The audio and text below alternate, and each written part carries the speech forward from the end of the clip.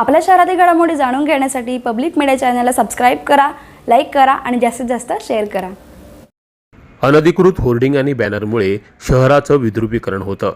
या संदर्भात मुंबई उच्च न्यायालयाने अनेकदा महापालिका आणि नगरपालिकांना फटकारत कारवाई करण्याचे आदेश दिलेत। मात्र तरी देखील प्रत्येक पालिका आणि नगरपालिका क्षेत्रात अनधिकृत होर्डिंग आणि बॅनरची संख्या काही कमी झालेली नाही। आता तर विद्युत खांबांनाच बॅनर लावून आपली मोफत जाहिरात करण्याचे प्रकार सातत्याने वाढत आहेत। याचा त्रास त्या शहरातील नागरिकांना सहन करावा लागतो। या संदर्भात बदलापूर मुरबाड मतदारसंघाचे भाजप आमदार किसन कथोरे यांनी आपली भूमिका स्पष्ट केली आहे। बदलापूर शहरात हे अनधिकृत होर्डिंग आणि बॅनर रोखायचे असतील तर नगरपालिकेने डिजिटल बॅनर सुरू करावेत। तशा प्रकारचं पत्र त्यांनी कुळगाव बदलापूर नगरपालिकेला दिलं आहे। डिजिटल होर्डिंगसाठी नगर परिषदेने निविदा काढाव्यात। ज्यांना जाहिरात करायची असेल त्यांनी नगरपालिकेकडे रीतसर नोंदणी करावी। जाहिरात करायला विरोध नाही, मात्र शहराचं त्यामुळे विद्रुपीकरण झालंय ते थांबलं पाहिजे।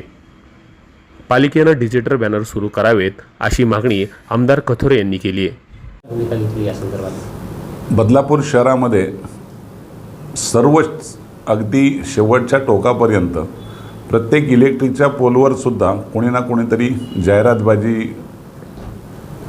व्हायचे, वाढदिवसाचे, कोणाच्या कुठल्या वेगवेगळ्या कार्यक्रमांचे असे सतत पूर्ण शहरभर बॅनर लागले जातात। या बाबतीत नागरिकांचा प्रचंड असंतोष आहे, पण नागरिक बोलू शकत नाही। यासाठी नगरपालिकेला मी माझं स्वतःचं पत्र देऊन डिजिटल बॅनर बदलापूर शहराने सुरू करावेत, नगर परिषदेने त्याच्या निविदा काढाव्यात। रितसरपणे ज्याला जाहिरात द्यायची असेल त्यांनी नगरपालिकेकडे नोंदणी करावी आणि त्यांना व्यवस्थितपणे जाहिरात करू द्यावी।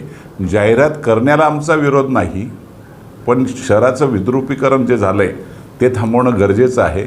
यासाठी एकही बॅनर शहरामध्ये लागू नये यासाठी तातडीने निर्णय घ्यावा नगर परिषदेने आणि डिजिटल बॅनरची सुरुवात करावी।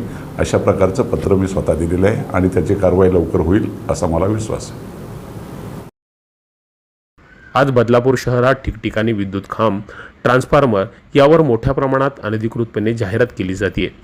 त्यामुळे शहराच्या विद्रुपीकरणात भर पडते। राजकीय नेते देखील यात मागे नाहीत। त्यामुळे हे विद्रुपीकरण थांबवायचं असेल तर शहराला पालिका प्रशासन एक शिस्त लावून देणं गरजेचं आहे। Public media, Badlapur.